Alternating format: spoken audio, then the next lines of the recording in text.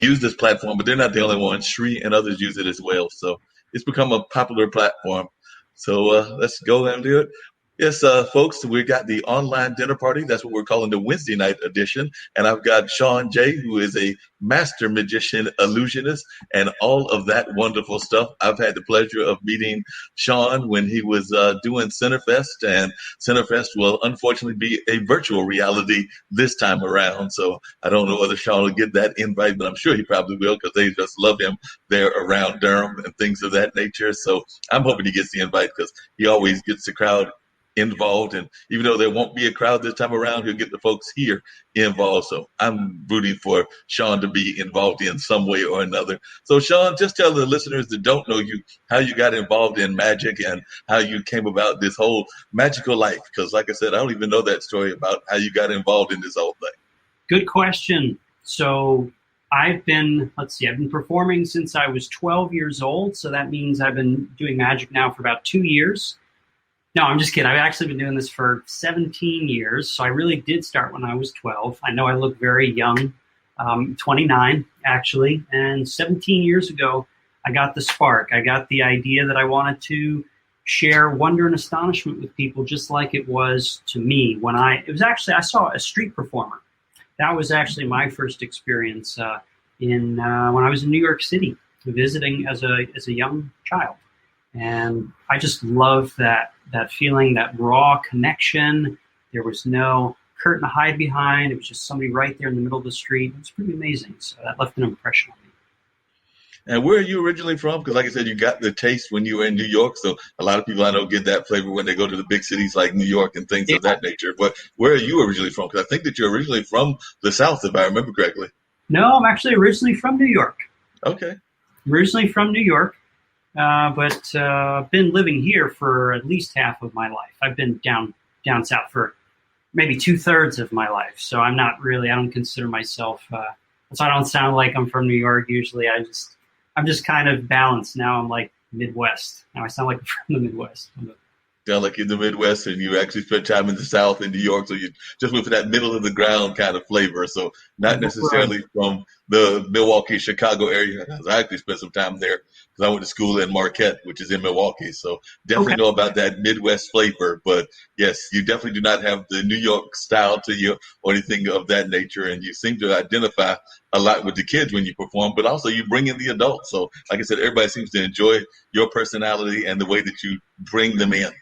Well, I think half of it is the introduction that I get from you every time. I mean, with that radio voice, I mean, what better could set the stage for a great performance than Marc Lee, you know? Yeah, you do a great job. You do a great job just without me and everything. Because like I said, you just pull the crowd in. You find ways to get them involved. Who were some of the magicians that really inspired you when you were coming up? I mean, I know everybody knows the big names like David Copperfield now, and of course Blaine, and then of course everybody knows the master of illusion, Houdini, and things of that nature. But who were some of the ones that inspired you when you were growing up? Well, I had an interesting way that I learned magic. For all of the younger people watching this broadcast, I actually started learning at the local libraries. So there are these things, I don't know if you've heard of them, but like it has a front and a back, and then there's like these paper pages in there, and then I would open it, and it's actually called a book. Wow. And yeah, I'm that old, right? Like I actually learned from books. I'm probably like the last of the millennials that actually learn something from a book, and I'm proud to say it because books are really important. You know, it's high touch. It's not technology. Sometimes we can get overwhelmed with all this technology. And what I would do when I was 12 years old, I would sit in between the aisles, and I would just read, and I would read for many, many, many hours. And some of the magicians that I came across that inspired me, to answer your question, were Houdini, because Houdini was somebody that would come up in the magic books. There's other magicians that I'll mention that you may or may not know of, but a big inspiration for me is a guy named Jeff McBride. Jeff has a real magic school in Las Vegas. It's called the Magic and Mystery School. And so when I was 13, I actually went out there to study with some of the best magicians in the world. And then from there, I got exposed to all other types of other magicians that I never even heard of. There's a lot of magic in Las Vegas, and there's a lot of magic all over the world, actually. And what I find interesting is modern day magic entertainment actually stems from the ancient shaman of way, way, way long time ago. And each country, each part of the world has its own version of a shaman. And they would be well versed in herbs and herbology, mythology, storytelling, and they would use all these disciplines to create an act of healing on a person. So what I'm doing is a very old art form, so it takes inspiration from a lot of long time. Now, the other thing that I know that a lot of times magicians are told not to do is to reveal the secrets of their trade. So are you one of those that follows that practice as well? Because I know a lot of times folks will be like, the one thing a magician should never do is reveal his secrets. And I know that, there are certain tricks that everybody seems to know, but they may know as well as you do, or they don't. But I know a lot of folks will pull the rabbit out of the hat or do the things with the pigeons and, of course, funny tricks. So there are various tricks that seem to be the common tricks that I guess are in every magic book, but then there are others that to this day, I don't know how they've done it. Like a couple of Houdini's escapes and a couple of the things that Blaine has done and some of the others. I'm sitting there going like, wait a minute, you just made a whole building disappear. How did you do that? Right? I know. I get it. I'm not a big proponent of revealing secrets. I don't just go out there and reveal secrets. If I happen to meet another magician and I see that he or she is serious about the art and craft and that they know what they're talking about, then maybe we'll trade secrets. But I don't just. I mean, it's kind of like you go watch a movie, you go watch the latest Star Wars franchise or whatever, and then they have it split screen with all the green screen and the wires pulling the ships and stuff, and you're watching both at the same time. It just kind of spoils the whole fantasy of it all. So. It's also kind of like The Wizard of Oz. When I was little, that was actually one of my favorite movies, was The Wizard of Oz. I played that tape so many times. And it's like when you pull back the curtain and you see it's just a regular guy there with all these gears turning to create the magic on the outside. It's the same kind of thing. So magic is shrouded in secrecy just because it's kind of like once the secrets are there, it ruins the fun. So it's magic is an art form of fun, and we're creating an optical illusion. Basically, we're creating an alternate reality by the things that we say, the things that we do, the actions that we take, and that we take people into that reality for entertainment purposes, and we have some fun.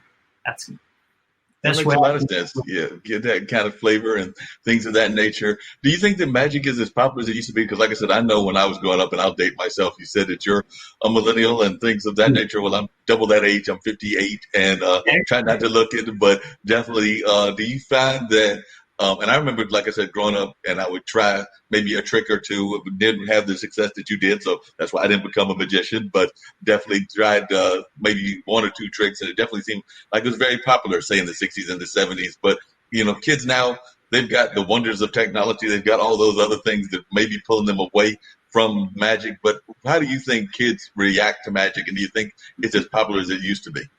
I think it's actually more popular than it used to be, because of wonderful shows on TV like America's Got Talent, Penn and Teller's Fool Us, and a show that I'm on this summer called Masters of Illusion on the CW network. They're all big proponents of magic, and a lot of people watch those shows. So I don't know. I see advertisements on TV that incorporate magic or magicians or some kind of theme around magic.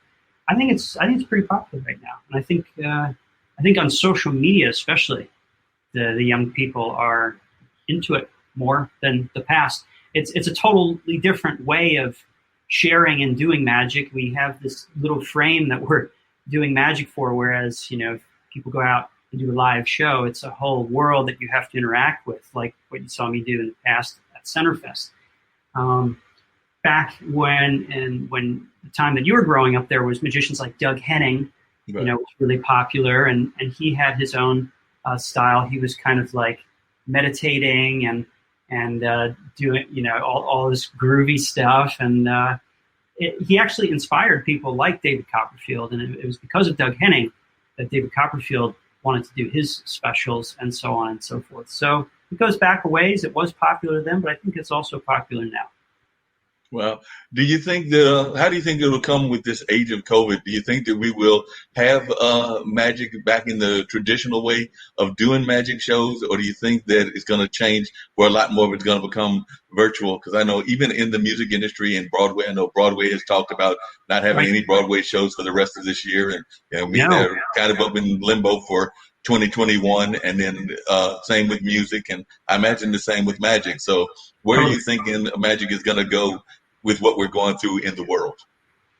I mean, for now, it's definitely virtual is where it is until CDC restrictions and things allow for safe public gatherings. So until then, what I've done is where I am right now is my studio that I've created, and the space, which I should be broadcasting to you pretty clear. You should see me pretty clearly, right? Yes, I do. Good. And this is how I now service my clients, and people hire me for like virtual happy hour, online meetings with their company, because I mean, let's face it, we're doing so many of these meetings now, and just staring at a screen all day gets kind of boring, and it's very easy to just go even check your Facebook or complete that Amazon order while you're in the middle of a business call and nobody knows. And people are doing this just because the format's pretty boring most of the time. So what I do is I get in there and I shake things up, and I brighten up the energy a little bit, and now people are paying attention, and increases the interaction between the guests, and it also increases their retention, because people, if they're focused on this impossible thing that's happening, they're more apt to be zoomed in on the meeting rather than zoomed out. Let's just put it that way. No, I agree. And that does happen because I know I've worked with a testing company, a very popular one here in North Carolina, among other places I've worked, because, of course, I've worked at ATI and a number of other places. But there's a popular testing company, Measurement, and I've worked for them. And you're right. We've done a lot. Well, right now we're not doing much of anything, but we have done in some of the time remote scoring, as opposed to being in the building with other folks that are doing testing, team leaders, and other things of that nature. And you're right. Sometimes if you're at home, the powers that be don't know what you're doing. So you might be cooking, you might be, reading a book or doing various other things that aren't necessarily what you're supposed to be concentrating on. And because it's a Zoom meeting, they can't really find out. So a lot of times they are not as apt to, they have timekeeping in other ways. So, I'm sure if you zoom out too long, then they'll be like, give you a little tap, a computer tap, and be like, hey, wait a minute, what are you doing? You're not necessarily doing what we want you to do. Right. I mean, people aren't supposed to be on technology for such a long period or a clip at a time anyway. It's just we're kind of pushed into that room right now. So I guess what I do helps break up the monotony, and at least if they're going to be there in that space, it'll make it a lot more exciting than it normally is. And also too, like when I was previously speaking, like motivational speaking for live in-person audiences, these conferences typically have a theme online that they try to follow. And what I do is I weave the theme of the event into the magic, into the presentation. So people are still can have an educational event like they normally do, but it's a much more fun event, rather than somebody just pointing to a slideshow or doing a screen share and saying, okay, just reading the points, much more exciting. Yeah, definitely. Sounds like a lot more excitement going on that way and things of that nature. I'm going to see if we can't get Camille to join us. She's a talented person and everything. She was eating earlier, so we were not wanting to have that go on screen. But we're going to pull Camille in. There's Camille. She's still over there eating. How's it going, Camille? I just have to show you guys, I absolutely I'm like obsessed with cucumber salad. So I was eating my breakfast today. Right on. And Sean, what's what you got? So definitely, Camille, glad to have you on and everything. Tell folks, including Sean, about what you do, because you're involved in everything. But I know you as a media person, actress, and just very talented young lady. I think you fall in that millennial category as well, or at least very close to it. I lose track of the different You're not generations. aging me. I'm not aging myself out of work. No, I'm not a millennium. I'm in the X, Z. No, I'm kidding. I don't know. Yeah, so like you mentioned, I'm an actress. I'm a SAG union actress. I've been in the entertainment industry pretty much the same time as Sean, as far as like being 11 or 12. My mom, actually, funny enough, she started. Well, technically, my dad started in the film industry, but my mom, she would do these like different promotional events for the local TV station when we lived in Holland, and that's kind of what got me, I guess, bit the bug, or the bug bit me. I don't know. But anyway, I love working in entertainment. I think it's fun because as an adult, even, you don't get to do a lot of magic unless you're a magician like Sean. So it's kind of a fun way to just be able to do all the different careers you can't really do in a lifetime. I've played a doctor, a lawyer, a cheerleader, software engineer, which was really funny because I know nothing about software or engineering for that matter. I was a sociology major, so it's a lot of fun. I think more people need to venture into it. It's fun. So what was the role that you enjoyed the most of all the roles that you had? Because you had a number of roles during that time. So what was the role that you think you enjoyed the most? It's funny because with my father being in the film industry as well, it's one of those sayings, like, it's not about the roles you've had, it's about the next role. Because nobody cares what you've done in the past. People care about what you're doing next, type of a thing. But and it's not even that big of a role. It was an extras part, but because of the people I worked with, it was so much fun. And we're still friends to this day. And that was working on Mary Jane's Last Dance, which they changed the name to My New Best Friend. Meredith Monroe was in it. Taye Diggs was in it. Rachel True, Dominique Swain.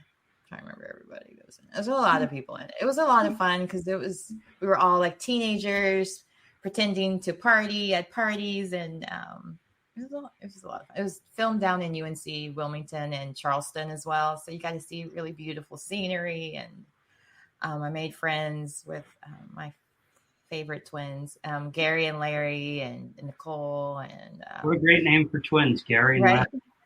And they're from Goldsboro, North Carolina. So they're doing big things in LA. They're actually getting ready to finish their second documentary about working 9 to 5, about the film 9 to 5.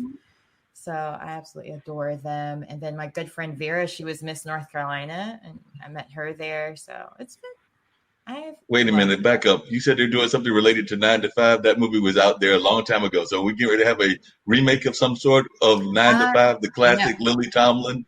It's not a remake. It's a documentary about the making of and how they took it from not only a song, movie, but also the Broadway play. So there's actors that are from the Broadway musical, as well as Lily Tomlin, Jane Fonda. All of them also give interviews and talk about the making of. So it's really exciting. I love being able to see like some of the behind the scenes stuff that they're doing with it and who they interviewed. And can't think of her name. But yeah, the scary thing is that a lot of times the issues that they were talking about in that movie are still relevant, because I mean they were talking about sexism and things of that nature on the corporate level, and a lot of those things are still happening. Yeah, that's one of the things I would even say part of the pandemic is a big issue for women, is just being able to balance work, still having to be a mother, and now also being a teacher. There's just a lot on the plate. And I can't even imagine for those moms that are also teachers who are now responsible for their students as well as their kids, and still all of the work that teaching involves, all the scheduling and classes. My hat goes out to them. They really should be paid double, maybe triple what they normally get paid now. Because I can't remember, Sean, are you a parent as well or not? Because I can't remember whether you've gotten into the whole parenting concept, or you're just too busy doing things with the career. Because like Camille is actually a parent, but she is also dealing with her mom, who is a tremendously great artist. So she has all kinds of folks in her family. So Olivia Gatewood is just an amazing artist here in the area. So she learned the whole entertainment field at a very young age. Because I don't even know when your mom started painting, but it had to have been at a late, maybe when she was very young. She went to college for it. So, yeah, it's been, but like my grandfather was an artist. and a carpenter. So it was like a thing since childhood. She's been painting, drawing, and so on. So I don't know when she wasn't an artist. Although the stunt part was new because she didn't do that until we moved to America about 89, 90. And that was new because she did Taekwondo competitions while we were in Europe and won all these different awards, mainly against men. And she's like 5'4" and would be against like 6 feet tall men and bring them down to the floor. I mean, I never got in trouble because I saw that as a very young age. Like, nope, my mom can cut me down like a tree because I've seen her do it. But so even being on set with her as a kid, seeing her doing stunts, seeing her get injured, I knew I wanted to either be a makeup artist or an actor. And so I was lucky enough to be able to pursue both of those.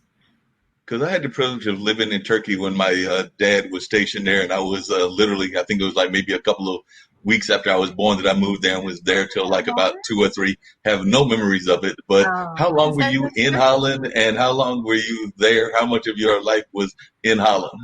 Okay, so I was born here in America in Louisiana on an Air Force base, and we moved to Europe like I was a toddler. So I don't have any memories, obviously, from when we lived here before. So all my memories of childhood are in Europe for the most part. I didn't move to America till I was about. You're not aging me. I see what you try to do there, but I was much older by the time we moved to America.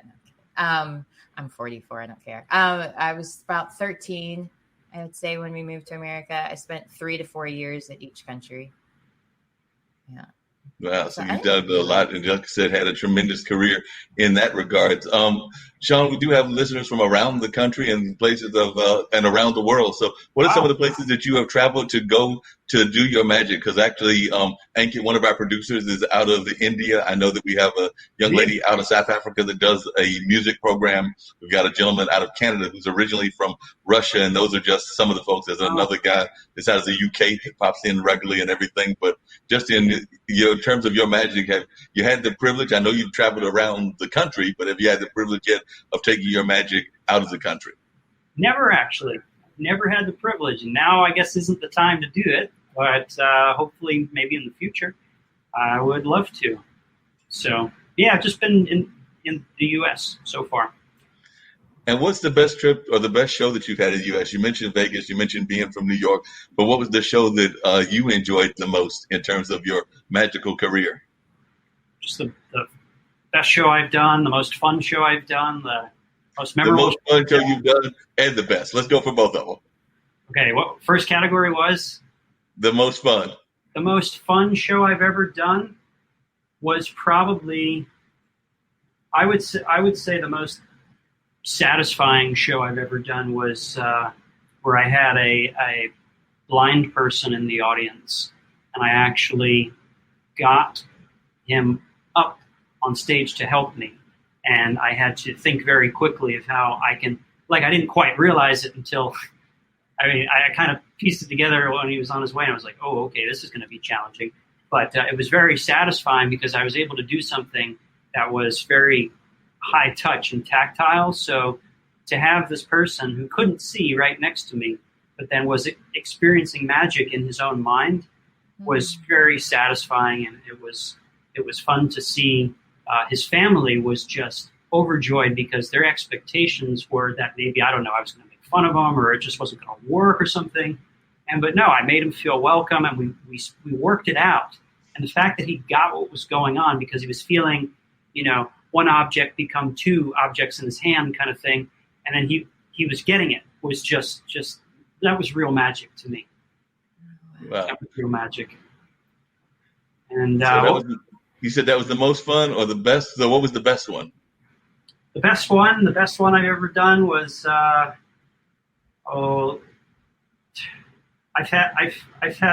have a few greatest hits.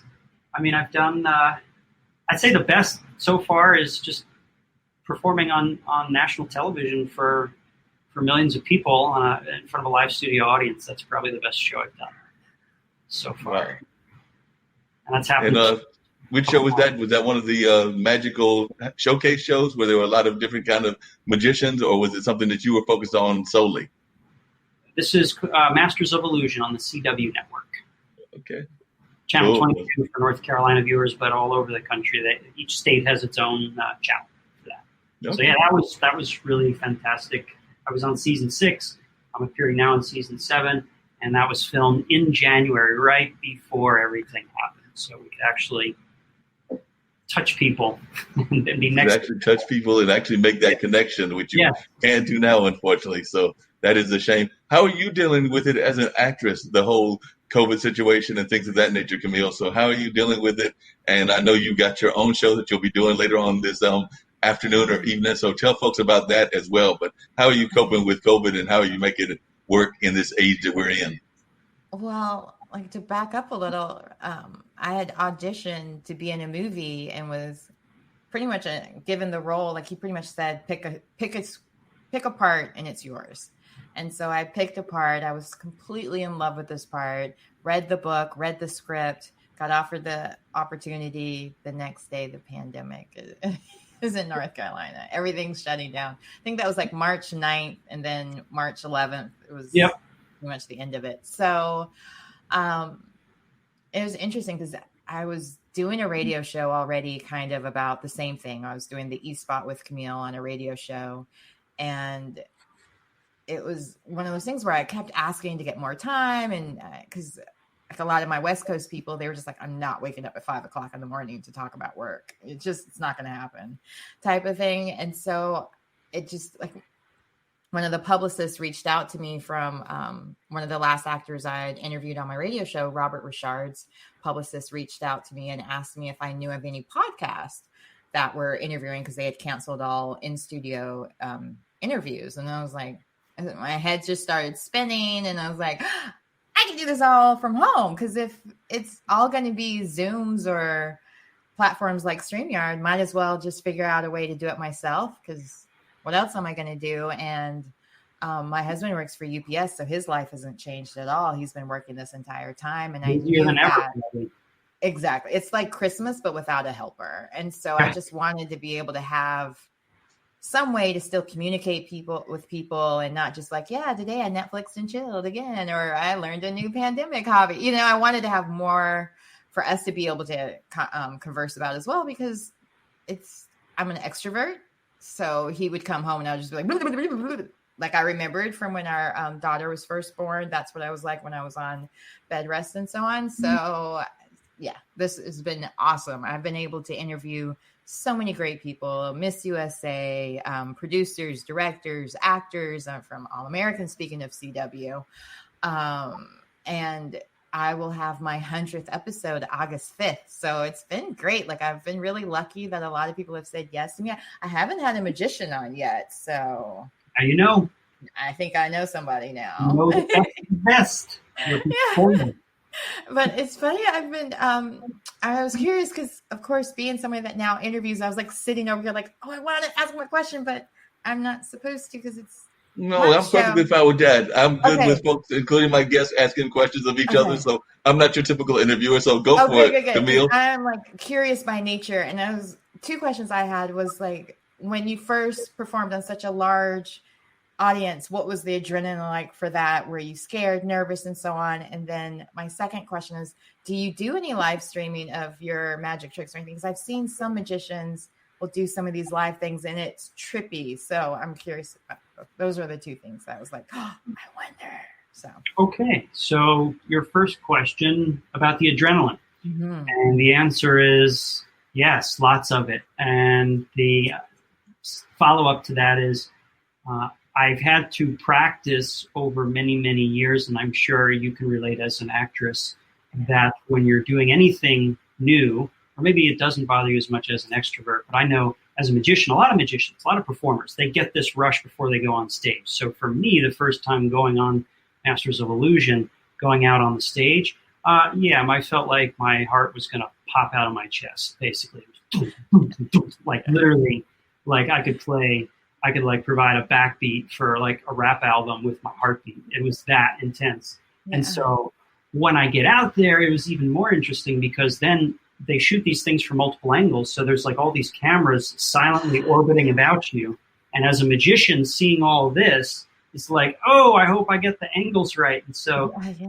I just had to like lock in and pretend I was looking at the audience and just press play and go through my thing. So yeah, it's a lot of adrenaline. It was a lot of fun though, because a big secret tip that I use that's a friend. Yeah, and this is for you. You could use this as an actress. A lot of people can do this. So there's the show, but then there's the pre-show and the after show. And lots of times people act different before and after. So for me, when I was performing for the audience, like I wouldn't just walk out on the stage and start go. I'd walk out, kind of get my stuff set, and then I'd have to like talk with a couple other production managers, and then they would kind of communicate to the audience, and then they would say 3, 2, 1, go. So what I like to do is I like to talk to the audience on a personal level, like just check in with everybody before I even start a show. So to let them know that I'm a human too, and that we can actually connect. Because when they weren't officially rolling, I was, hey, how's it going? I know, sympathizing with them. I know you've been sitting here all day. I'm going to try to make it as fun as I can for you. So just kind of hang tight. And I was just real casual with them. So by the time they said rolling, I had the audience right in the palm of my hand. They were very good to me as much as I was good to them. What is like I'm sorry, here I go again. No, go ahead, Camille. Okay. I perfectly How found long that. is the filming for, I guess for your segment, like how long would the audience be sitting there for? I've gone to Jay Leno and that was kind of like torture, sitting there for so long. Yeah, I'm it's curious, what was it like for you? It's an entire day from morning till late night.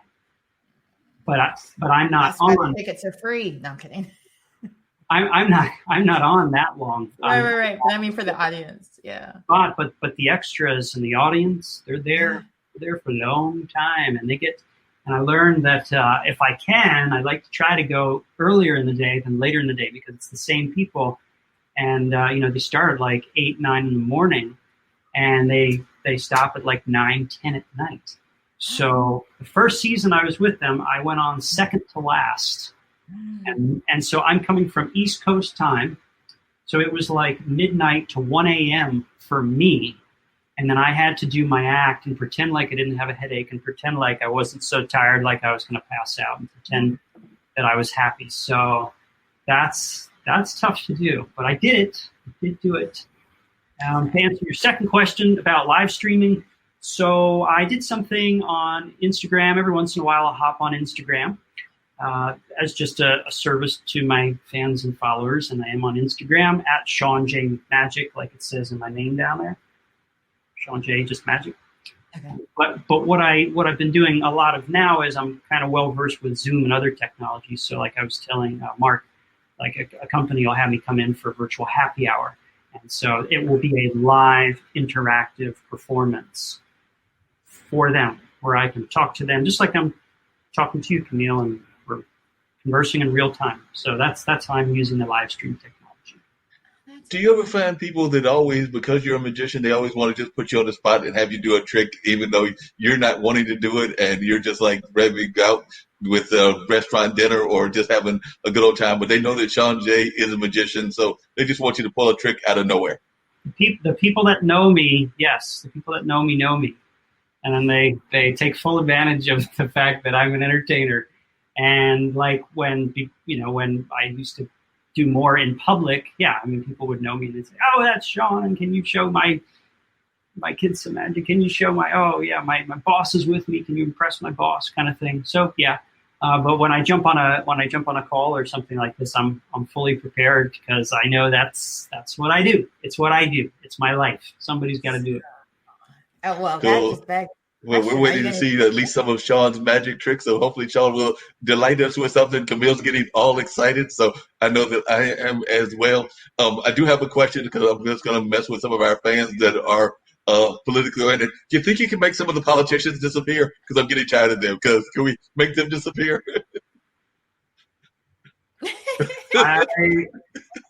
Sean's like, I'm not touching that one. I don't touch that topic. I remain very political with my responses. I'm not here to communicate any of those opinions. I'm trying to relieve the stress that people are having from all of the political problems right now. That's what I do, is essentially a form of stress relief. So whatever I can do to relieve that or to take people's minds off that is important for me. So that's my answer to that. I can't make any people in particular disappear, but I can perhaps make the stress go away, and I can perhaps make people look at things in a different way, and perhaps open their mind a little bit to just remember that anything is possible, and that's my job as a magician, to remind people that anything is possible. Things are subject to change at a moment's notice. Oh yes, definitely. Cool. Well, like I said, I know Camille's getting all excited. She's like, I'm ready for some Sean magic. Well, I mean, I think everybody becomes a kid around magic shows, right? Like my daughter, we went to go see, or I went to go see without her, The Illusionist, I think is the name. And I got like a triangle magic kit for her, and she had all these fun magic kits, and she was like obsessed with it for a while. And so like we would watch America's Got Talent back in the day. Sure. That was the part we would just DVR and fast forward to the magic tricks part. So we're big magic fans over here. You did not tell me I was going to be on with a magician, so this is a double surprise. Yeah. And I don't think I ever answered about my show part as well with Go for it. Oh, I did actually. Now that I'm thinking back, I did. You didn't really touch on the radio podcast. You alluded to some of it, but you didn't go into full detail. So you can go into more details before we get to Sean's magic. So the e-spot is exactly that. It's the entertainment spot. It's I live stream it on Facebook as well as YouTube. And I'm in the process now of making it a podcast through Anchor. So that's going to be fun. And I'm really enjoying it. I'm having a lot of fun. I'm curious by nature, obviously. That's why I keep interjecting and asking questions. Thank you, Marc, for letting me do that. I'm excited about this. This is a lot of fun. I'm glad you're doing this. It's, like you mentioned, it's a nice stress release to get away from hearing news or politics or whatever. It's like a nice escape to just talk amongst other entertainers and find out what they're doing during all of this to stay sane and keep the creativity going. Agreed 100%. Yes. Sanity is important in life. That's worth a lot. You know, if you don't have your sanity, and not much follows after that. So, very important. Yep, totally agree. Mental health and physical health. Yep, and a lot of folks are actually needing that mental health. I know that they're saying that even with what's going on in the world, a lot of people are finding their mental health at a very stressful level. I mean, there's a lot of folks that are in very sad places. I know we've had a couple of shows that have dealt with the fact that around the world, there are a lot of our teenagers that are actually taking their lives or doing other things that are going on because of all the pressures that are happening in the world. So definitely anything we can do to alleviate that and make them think more pleasant thoughts is a wonderful thing.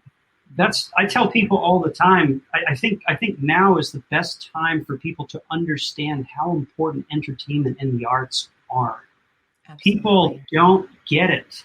And I've told so many people, what would 9-to-5 office workers do without actors and actresses that they could tune in and watch TV after work? What if that just all went away and they just went from work to home, and then they had to make dinner or whatever, eat and go to sleep, and there was no fun, and then go back to work again? That would get pretty old after a while. No, I mean, just that one thing right there, I mean, just says how important entertainment is. And that's the one thing I keep bringing up to a lot of the different people I have on my show, as well as that, like during this time, what is inspiring you? Are you getting a lot of inspiration from what's going on? Because, I mean, art has a way of sharing the world in a way of what's going on, historical or social or whatever, in a way that makes it easier for people to understand what's going on. Like we could make everyone feel better about this pandemic by the way that artists portray it, you know, with the way they sing about it or talk about it, or the different movies and poems, or even art for that matter that are going to be produced during this time. I'm kind of excited to see the change that may happen, because maybe people will be more socially conscious about the kind of products they put out there, and not just so mindless about partying or drug use or whatever it may be, because like we can't do that now. We can't go to parties. We can't turn up or whatever it may be. I mean, you can in your home, but you know, like now's a good time to kind of share things that can bridge us back together and bond us. And like you mentioned, art has that potential, and entertainers do that, and they need to stop taking it out of the budget. I'm so sad hearing about schools cutting art programs, because a lot of kids, that's their only way, is through school to find out about band instruments. That's like so many of the musicians I've interviewed started with band or church bands, or even with artists that started with their school. And so if we take that out of the school, there's so many more artists that we may never have, and that's sad. Yeah, because the one thing I would add to that is that it seems that people forget how important art is to developing that concept of critical thinking. Because I don't care whether you're a actress or a magician or a musician or an artist like your mom, Olivia, is, and everything, or whatever the art form is, that you have to have that critical thinking, and that's something that you can carry on to other fields. So even if you don't become an artist or an entertainer or a media person, there's still those skill sets that you need in other careers that art actually helps us learn at a very early age. And I think that a lot of times the powers that be, whether it's in the school systems, the school boards, or whatever, they don't always understand that, or they don't always seem to understand it. So I definitely agree that art is just very important to the way that we develop as human beings. So I know I had a friend of mine, Zach, who's a funk musician on, and they were talking about how, no matter what's going on in the world, no matter what there may be the divide, maybe you're Christian or Muslim, you might be white or black, you might be male or female, or no matter what the divisions are, oftentimes if you turn on music, or even if you do magic, all of that goes out the window, because nobody could care less. They're just ready to get their music on, they're ready to get their beat on, and they're ready to just enjoy what's going on. So all of those divisions seem to be evaporated when the entertainer comes in the room, and a lot of times they find out that they have more in common than they have opposed to each other. So true, so true. Magic, art, performance, entertainment, it brings people together. It erases the fake stuff that we've created to make all these social constructs, which are dividing people. And it's just such a waste of time, and it doesn't accomplish anything. And like you said, when people collectively view a piece of art or a piece of music or a piece of performance art, everybody's sharing that common experience, and nothing else matters except for just marveling at this experience. People need more of that. Yep, I definitely agree with you. And I'm waiting for you to give me some magic, because I'm going to keep pressing you until we get some magic. I'm a magic trick. I'm going to bring it if you're ready. If you can. We're ready.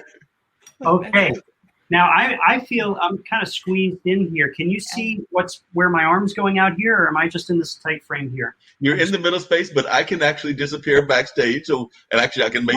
Actually, I want to make sure that you guys are in there so I can see with you. You're in the middle there. You can see good. You should be able to see. Just want to make sure I'm centered here.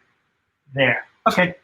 So I've been creating magic. I've been thinking about type of magic that I'm doing. I thought something very timely would be to talk about health and the importance of staying well protected when you go out in public. This is, of course, a bandana that I just magically made appear from nothingness. And what's also very important is that we wash our hands.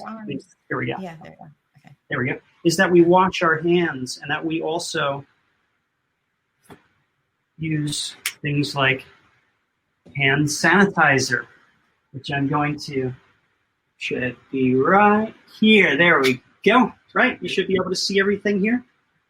I'm just going to use some right now just to make sure that my hands are clean. This is going to be the world's cleanest magic performance right here, because I also have some gloves as well, which are going to be used.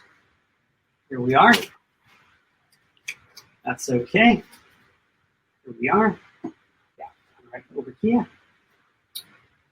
Here's another one. There we are. Now we're safe. Now we're clean. Now we're ready to go. Now, what better way? I'm going to roll up my sleeves for this. A little bit closer. Check it out. Check it out. Check it out. Now, what's the better form of hand sanitizer? I like to say it's probably Mom's friend, Clorox wipes are probably the best. And I think that's what I recommend, the best way to stay clean and stay healthy during the age of COVID. Thank you. Yeah. Loved it. Like, I don't know if I'm more impressed with the magic trick or that you found Clorox wipes, because no one can get Clorox wipes. I've had these for a while. Okay. Yeah, I was wondering where you got them too, because I was wondering. I was impressed that he found the Clorox wipes. I mean, next thing I know, he's gonna make that tissues that everybody was going to the store trying to find appear as well, and then I'm really gonna be impressed because everybody was rushing to find those bathroom tissues. So he must have some magic supply somewhere. I have magic supplies everywhere. Now, Camille, Yes. this is where I'm going to make it a little interactive. Okay? I have something. I'm just going to leave it here on the table. I'm actually going to put it so we both can be both my little prediction here. There we go, which you can see. Yep. And me at the same time. Okay, now, Camille, what we're going to do is I want you to keep your eye on that. I'm actually going to write something down on this card that's inside of here. Now, we did not set this up ahead of time. This is very important that we tell the audience. No. We did not. Okay, you didn't even know I was going to be on this. I didn't know you were a magician until I got on air with you. So, yeah, no idea. Or, well, he was interviewing you. My prediction, which I'm going to place inside. Nothing else in there. No. It's empty. Totally empty. Place it right over there. Now, Camille, like I said, we did not set this up before. I want you to think of a happy memory in your life. Okay, a memory that makes you happy, a memory that brings back happy thoughts. Mm-hmm. Do you have that in your mind? I do. You do. Okay, and I want you to think of a person in that memory. Name of a person that brings you happy thoughts. Okay. Now, I know we talked about your mom, and I don't know, I hope you didn't say her name. If you said her name, I want you to think of somebody. I did say her name earlier. Okay, so think of somebody else if you were thinking of your mom. I was thinking of anyway. I love you, Mom, but I just wasn't thinking of you in this moment. Okay. Good. Smooth that over. Good. Okay. So do you have a name of someone? I do. Mm-hmm. Okay. All right. I'm going to snap my fingers. And when I do, I want you just to call out the name and see the letters of that name right there in front of you. 1, 2, 3, go. Vanessa.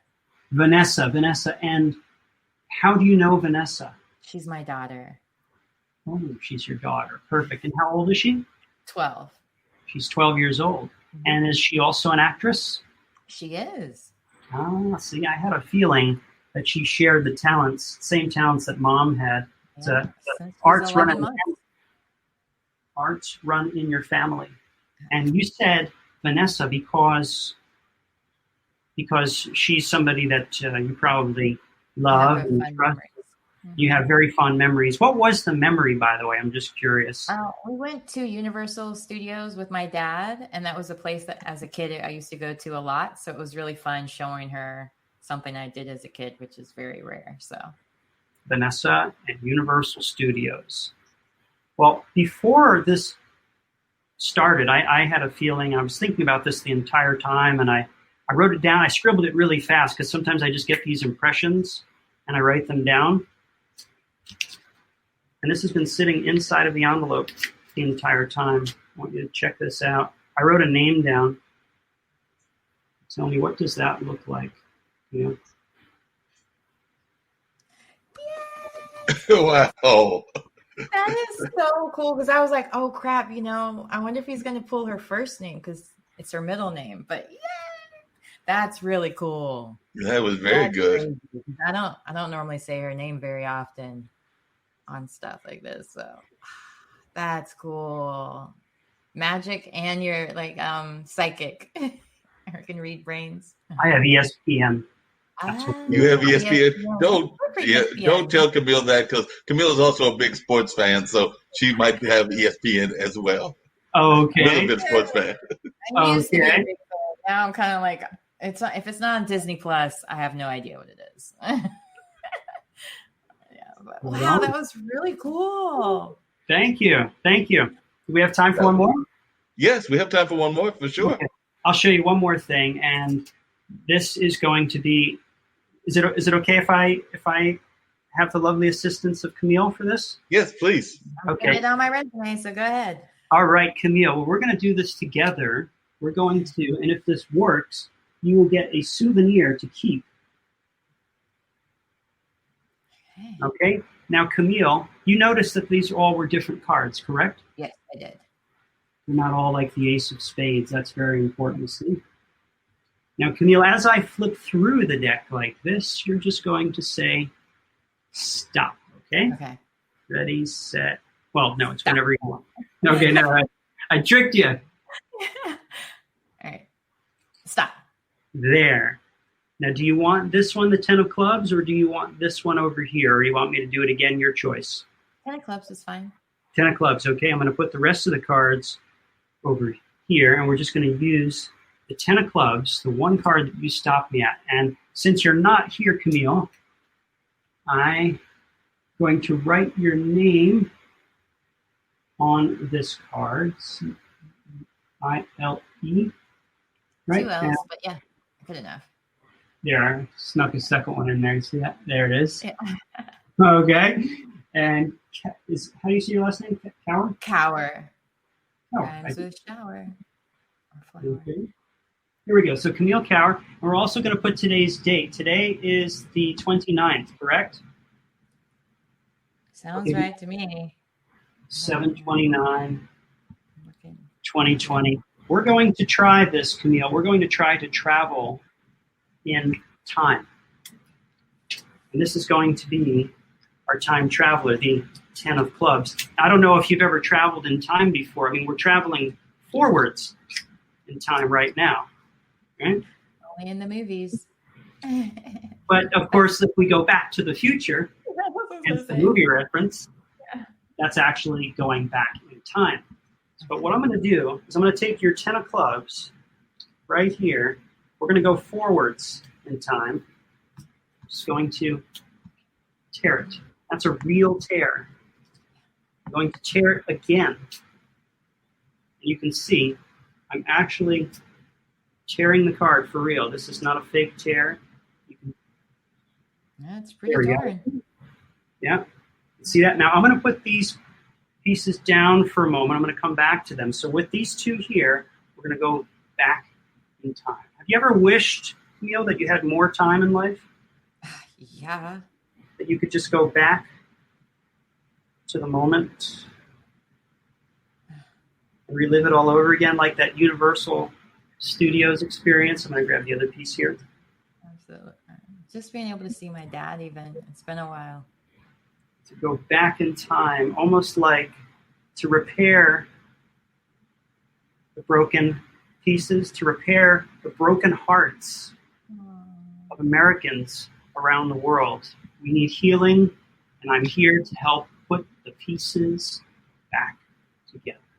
And that's your card with your signature. No sticky tape. Yeah, no. It's HD quality right there. I don't see any messes. Yeah, you could tell it was Ben. Oh, that's so neat. Wow. That's. You just need to put that in cream form. Yeah. Wrinkle. Exactly. There's no hiding from this camera. But this is your card, Camille. And if you where are you based out of? You're based in. I'm actually in Cary, North Carolina. Okay. All right. Well, if you send me your mailing address, whatever it is, I will mail this to you as my gift to you, as a souvenir of this experience, proving that we really can go back in time to Camille from your friend Sean J. Signed card for you. Yay, I'm famous. I collect autographs, so this is awesome. Well, you are happy now. Today's your lucky day. You've just got another signature. Another signature for Camille's collection of autographs. That's an amazing thing. Sean, the one thing I've got to ask you is the cards, there's no problem with that because I've seen the card torn and recreated and things of that nature. Now, a couple times when you've done shows, you've also done it with money. And so I'm not gonna lie, I sometimes get concerned about that because I'm sitting there going like, wait a minute, will this dollar spend again after he fixes it? So what do you say to those folks that are worried when they see their coins or their dollars torn up and then it reappears? As long as you're dealing with a professional, you should be okay. Okay. I'm a professional. I can't speak about anybody else that does anything close to that. But when you're working with me, when you're working with Sean J, you're going to be okay. It's spendable. Oh, so you're saying that there's a possibility that card turns into $100 bill? If you put it underneath your pillow tonight and you wait long enough, you wake up tomorrow morning, guess what will happen? Nothing. It'll still be a card. Be there. It'll still be there, or will it turn into $100 bill? I can guarantee that the card will still be there. I can guarantee that if I had torn your money, that I could put it back together and it would be spendable. That's the answer to Mark's question. Okay. That is a good thing. We're glad that it will be spendable and things of that nature. That is amazing. We have to have the money spendable and things of that nature. But Sean, I'm just curious because I don't remember a lot of your tricks. Even you've been at Centerfest, a lot of them are the card tricks and the other kind of tricks. And you were teasing me earlier because I had the lion, and I'm going to pop the lion on here again just so Camille can see what I'm talking about. But do you ever do any tricks with animals? Do you ever do anything with pigeons? I know a lot of times magicians use those and other animals, but are you pretty much an illusionist that doesn't use the animals, or do you use the animals? Oh, there it is. I'm waiting. How about that? I just changed into a lion. Look at that. I have not on a back. I have not performed with animals before. My show is completely vegan friendly. How's that? Oh, that's good. I had for 16 years a dog. I had a rat terrier, and a lot of times it's a little cute, really cute boy. People would ask me, "Oh, why don't you put him in the show?" And I always said, "No, he's not. I'm not here to make money off of him. He's my friend. He's my good friend." So no, I don't like using animals. And it's funny now. There's this whole thing with Tiger King, right? What a psychopath! Sorry. What? Just out of control, just bizarre. So yeah, no, I like to leave animals alone as much as possible. I understand that. So what would be your greatest place that you would like to perform? Like I said, I know you've done New York, you've done Las Vegas, but if you could have a dream place to perform, like maybe Houdini's birthplace, but where would be the greatest place that you would like to perform? Oh, I'd like to do a couple more TV shows before the world ends, like Ellen Show or, Oprah or some big national daytime TV show would be lovely. I actually have that as a goal written on my wall. One of Magic Castle. It's funny. Right after the Masters of Illusion taping in January, I went to the Magic Castle for the first time ever in my life.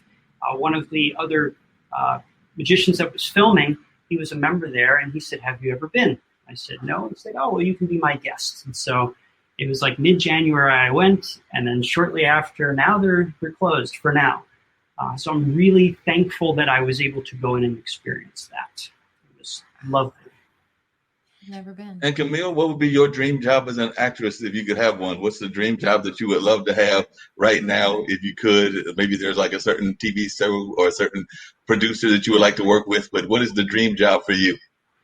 It's funny, before the pandemic, I would have said I would have loved to do like a kids show so my daughter and I could work together, like a fun, family friendly that actually promotes good images of women and girls and relationships as That's opposed rare. to one parent being the dumb parent, how they do us. But now, because of I just don't know safely, I'm kind of a germphobe and she's high risk, that I'm loving what I'm doing. If I could just get picked up by a network, that would be awesome. So if I could just keep doing this, I love interviewing. Who knew? It's so much fun. What I heard, the good news for you is, and me and a lot of other people, performers and entertainers, networks are starving for really good content right now because their production schedules got all screwed up because of this. So I believe maybe your chances will be greater of that becoming a reality. if you Everything's crossed. yeah.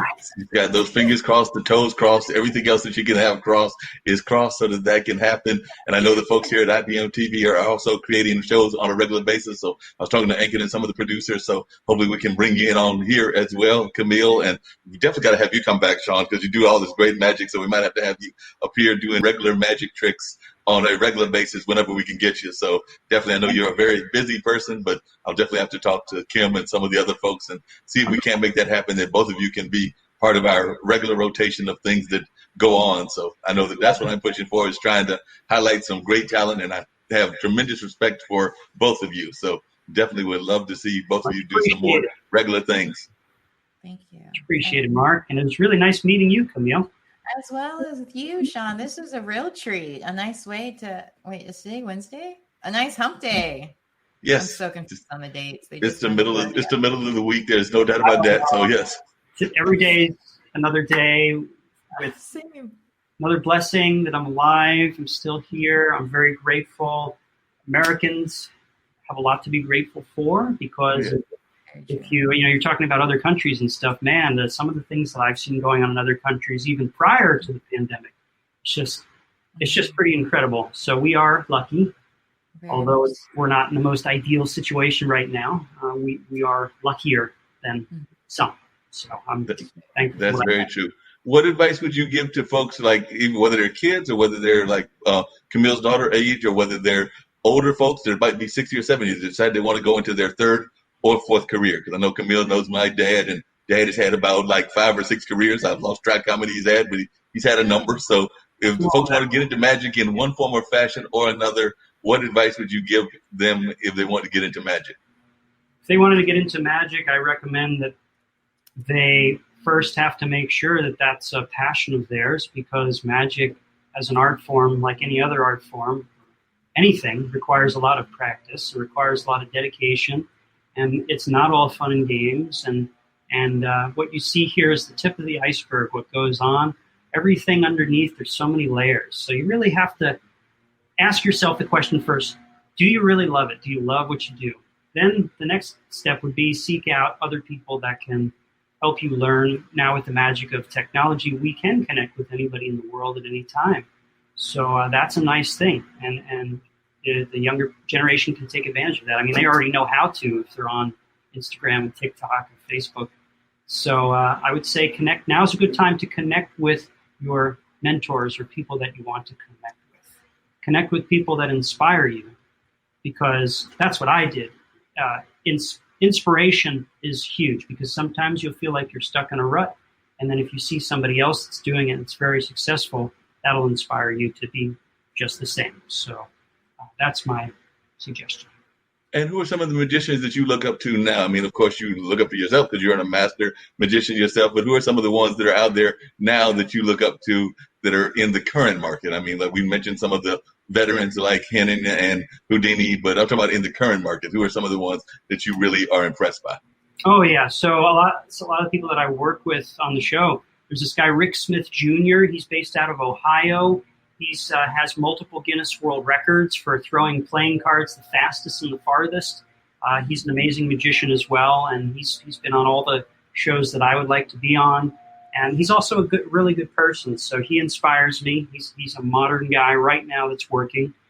There's other people like, let me think. I'm inspired by some of the. There's a guy in Key West, Florida, who is a performer who's known, whose picture is on a lot of the pamphlets. And you ever seen or read anything about Key West? There's a guy walking on a tightrope with the sunset behind him. I don't know that it's just for Key West, but I mean. Well, yeah, other places too. I remember there was like a documentary not that long ago about a tightrope walker. So that's the image that's I'm thinking of. But well, there's a guy in Key West, and he started the Sunset Celebration Festival years ago, and he's like, I think he's in his late 70s, I believe. Now he's almost 80, I think, and he's still doing what he loves. He's still walking the tightrope. He's still juggling. He's somebody that I'd like to aspire to be in as good a shape as him when I get to be that age. So I'm just thankful that I know him. He's a big inspiration to me. He's not a magician, but he's a performer. So he inspires me. Will Soto is his name. Oh, wow. Will Soto. Well, I have to remember that name, Will Soto. So, Camille, what are some of the things that, along those same lines that I just asked him, what are some of those things that you would have in the acting career? I'm trying to remember. It was inspirations. Is that right? Yes. Okay. Exactly. Well, I tell this story, and every time I do, it's kind of embarrassing, but I'll go ahead anyway. But one of the downsides to growing up overseas and just with going to a school in one language, a church in another language, and home, a little bit of both languages, sometimes things get lost in translation. So I misunderstood about praying, like, that you're supposed to pray to the God, and I thought you could pick your own God. And I picked Diana Ross as my God because, I mean, she's the Supremes. So for probably about 9 years, maybe not that long, until I was about 9 or 10, I was praying to Diana Ross every night. Every prayer was always to her. And so I would still say she's an inspiration to me as far as being a mother, a performer, and just she's always carried herself in a very classy way. And just from seeing different interviews, the way she would talk about her children and just so inspired by them. And I just always looked up to her since being a kid and couldn't choose a better goddess to pray to. So she would be a dream. What are some of the cautions that you would give kids or just adults in general? I mean, we're talking about the great things about entertainment. And of course, I love entertainment. I love culture. I love the things that the arts do. But what are some of the cautionary tales that either one of you would give folks that might be getting involved in the arts? Because we have to be realistic and say that there are some things that we are concerned about in the arts as well. So what are some of the cautionary things that you would let folks know about? Well, I would say one good thing. Oh, do you need to go? Oh, okay. Sorry. I was going to say one of the things that I always think of cautionary tales, especially being a woman, is just being very careful, making sure that what you're getting involved with is not a scam. Most agencies do not ask for you to pay up front, so be wary of those. Be careful about contracts that you signed. Be careful what photographers you work with, because some may try to sell your images to other people. You just have to be very careful in that sense. Know as much as you can about the business side of entertainment as well. And don't just learn about acting or modeling, or I guess in his case, Magic, also learn about the business side, about contracts and residuals, how to get in the union. Like, learn as much as you can about the industry so you can protect yourself if someone happens to put you in an awkward position. And what about you, Sean? Can you hear me okay? Yep. Because there's this guy blowing leaves in the back, and I had to mute my mic. It was just like out of control. I didn't want it to like be interrupting Camille's words of wisdom there. But you can hear me. It's not. No, we didn't hear it at all. Didn't hear it at all. Good, yeah. Good. Okay, good. So anyway, cautionary tale, words of wisdom. I would say, I think Camille said the great thing about, protecting yourself from being taken advantage of, especially as a young entertainer, performer, whatever. So learn about the business and learn about, get somebody to read over your contract, somebody that knows knows how to read contracts. If you don't, find somebody that does, because the contract is the most important thing. And here he comes again, blowing the leaves. You probably hear him. Yeah, a little bit, but you're still the loudest. You're still the loudest. Good. It's always when I'm doing an interview, they do this. I swear. He's literally right there. Okay. You're not the only one. I get it sometimes. I live in an apartment complex, and sometimes they decide to do the apartment maintenance at the time that I'm doing the podcast. So I know what you're going through. So this is a real live stream. This is not pre-recorded. This is proof. This is not pre-recorded. So another really important tip that I want to say is, whatever industry that you're in, learn how to use technology. Learn how to use things like WordPress and learn how to work around a website, because that can help you in so many ways. And learn other skills that you can also piggyback onto your main skill. So like, for instance, when I'm not performing or creating magic, my other passion is 3D design and 3D printing and those things. So I actually create prototypes for my show that way. And the great thing about that skill is, if I wanted to, it doesn't even have to do with magic. It's a skill that can serve people in any industry.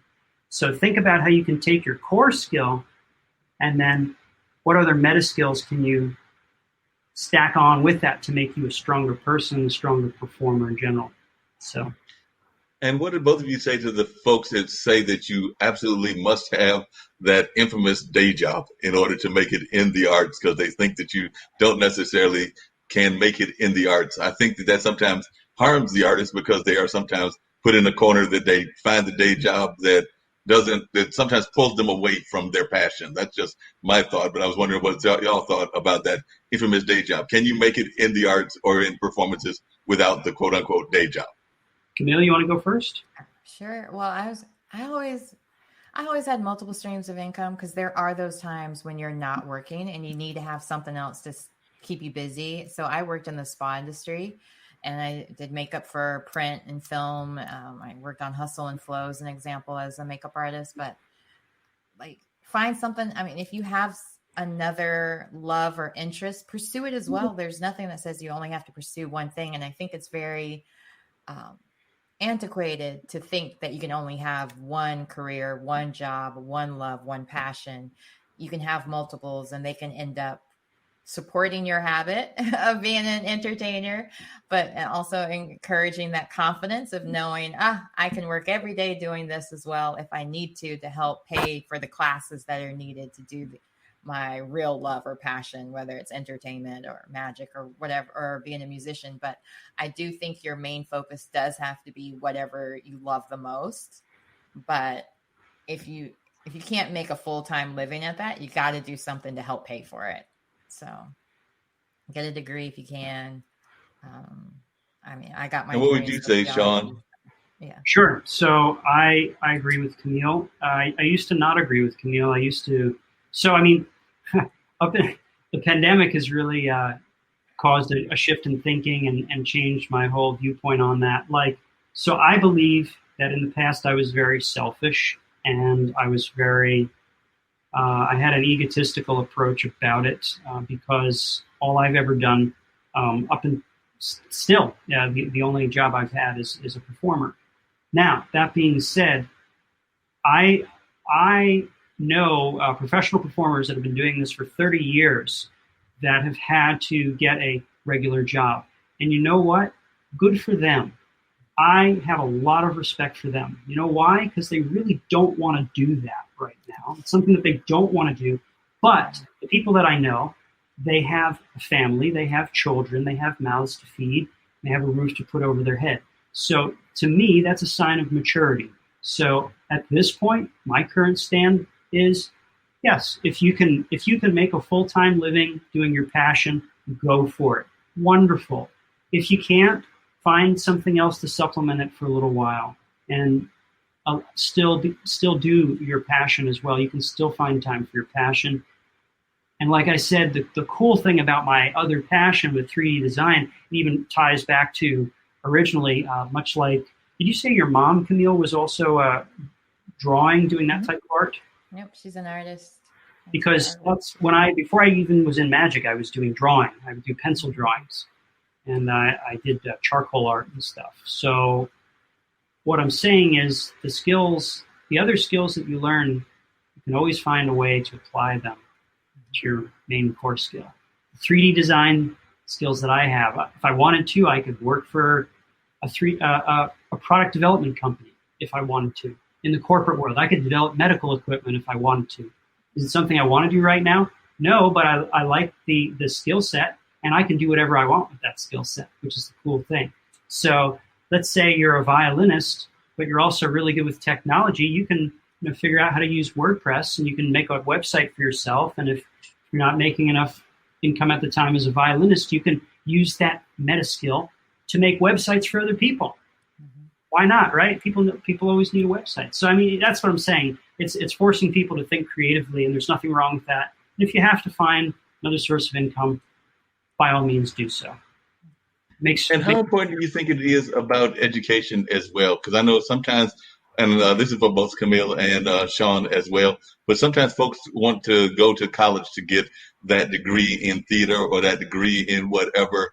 And I think that sometimes some of the best performers I know didn't necessarily get the college training. So I was just wondering, do you think that it's vital to get that college training in magic or in the arts, or do you think it's better not to have that? So I'd like to hear from both of you how important you think the college version or the higher ed version of learning the trade is. I'll bounce it back to Camille since I talked a lot prior. So go. That's fine. Well, I studied. I got my degree in sociology, but I could have very easily gotten my degree in dance and theater. But I wanted to have a marketable degree. I wanted to have something else because I knew from my family being in the entertainment industry, writer strikes can happen. So many other things can happen that can make it so you're not working and you need to have something else to be able to do. So that's why I did that. But on the flip side, my cousin, he went to Carnegie Mellon, he studied acting, and his career has skyrocketed. And it's not just because of the education that you receive when you go to a school that's known for acting, like Yale or in his case, Carnegie Mellon. You're going to make these connections that you may not make otherwise. So you'll get the opportunity to be in the same class with, I forget some of his Leslie Odom Jr. was one of his classmates, for example. Like you get to make and because you guys are all in there together, learning from each other, it's going to bring your game up to another level as well. Not everybody has access to that because that's like a $75,000 a year school. So there's different levels, of course. And I think it's very easy in the entertainment industry for you to work your way up if you're willing to put in the work, whether that means learning on set, starting as a background actor and just learning and getting information and taking the classes you can afford and getting books, libraries. And now like you're super lucky if you're interested in becoming an actor because there's so many great actors, casting directors, directors in general that are offering free Zooms on Instagram. You can look for them just all over the place. I go to at least one class a week, sometimes a day. So there's so many different opportunities to learn right now that can, but I do think that, you can't just be a pretty person. It definitely is a looks driven industry, but you have to have the talent too. So you definitely have to put in the work and the education one way or the other. What were you going to say, Sean?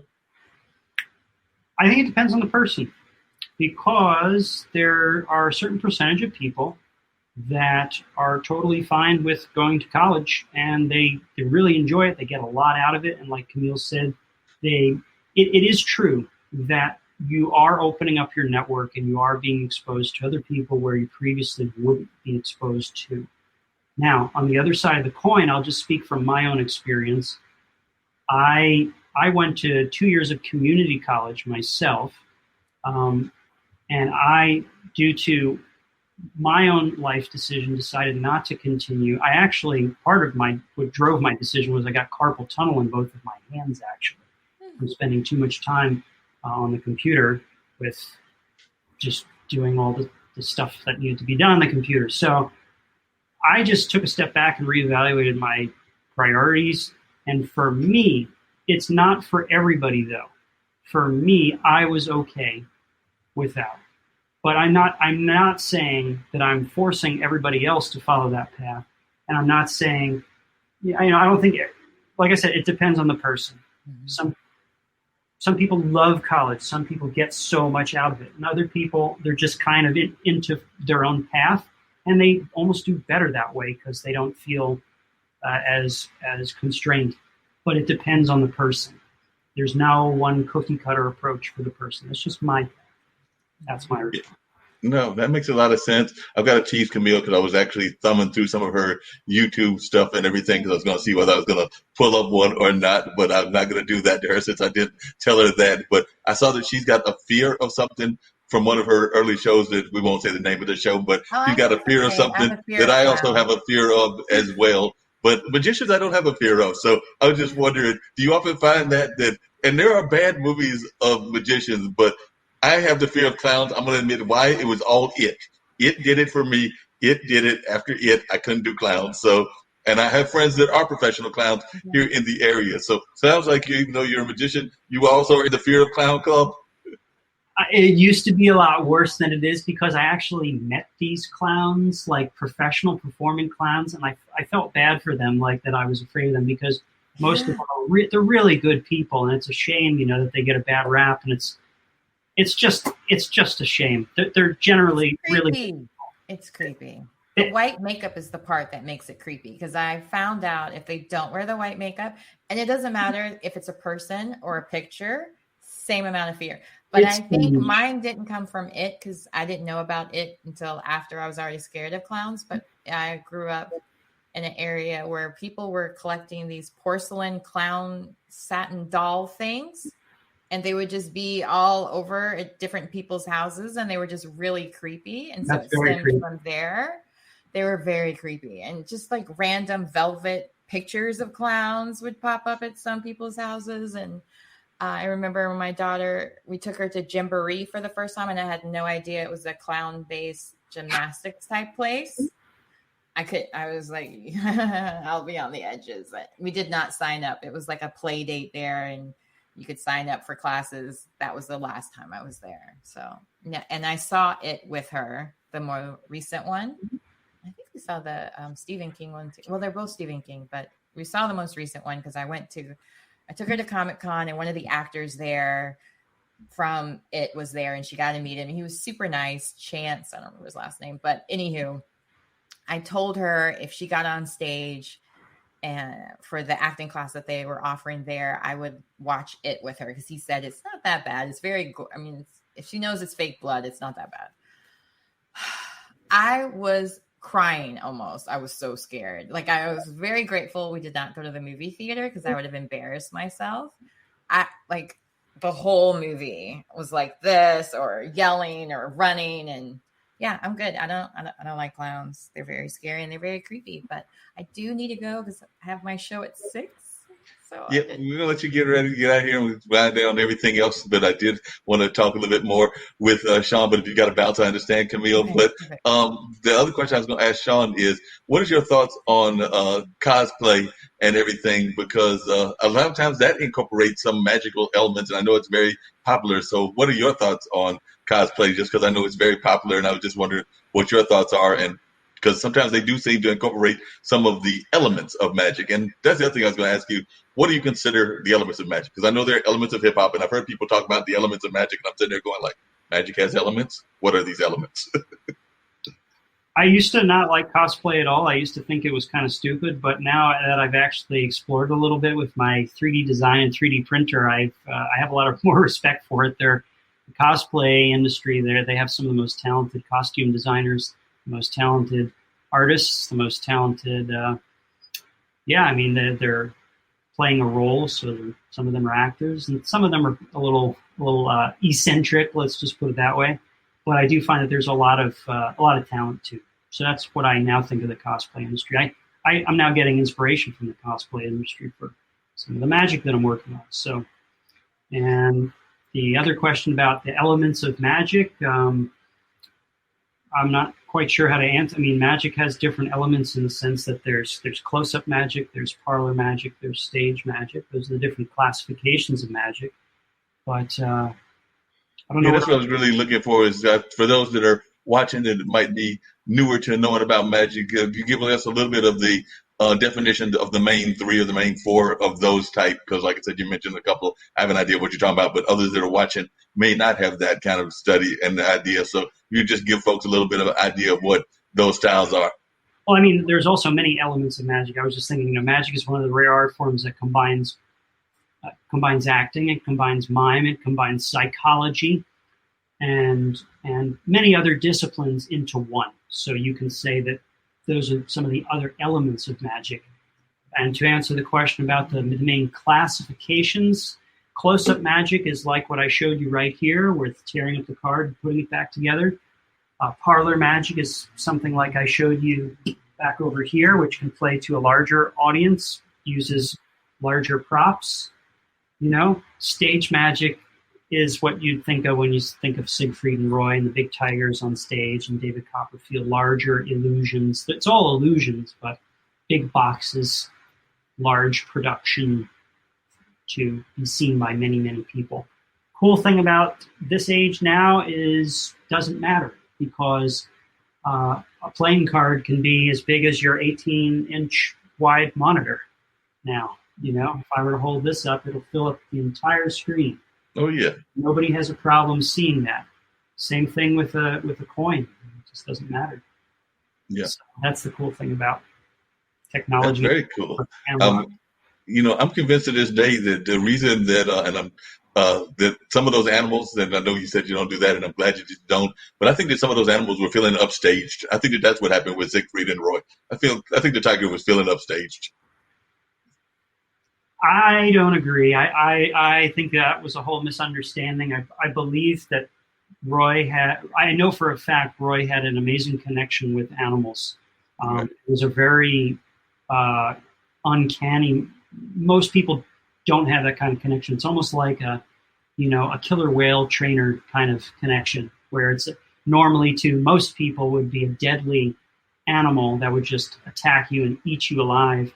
But we have to remember, I'll put out there for the record, that the tiger, it didn't viciously attack Roy. From what I understand, is Roy passed out due to having a minor stroke, and because him and the tiger had such a close connection, the tiger, much like a dog, knowing with instinct, the tiger knew that something was wrong with Roy. So the tiger was off in the wings, and he came out and he picked Roy up, much like a dog would pick up the cubs, and how lions and cats do it. They take their mouth and on the back of the neck, and they come up and drag them off. So the tiger was that's how you pick somebody up. But of course, the tiger wasn't thinking that, my jaw produces hundreds of pounds of pressure and my teeth are very sharp and it's going to puncture and, seriously injure him. That's, I think, what really happened. I don't think the tiger did that intentionally. The tiger was trying to help, and it's just sad that it happened in that way.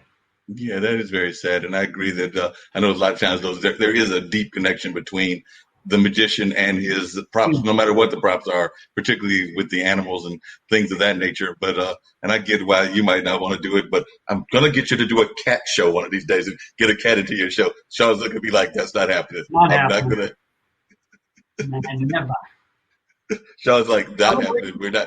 Actually, I am allergic to cats. I sneeze around cats.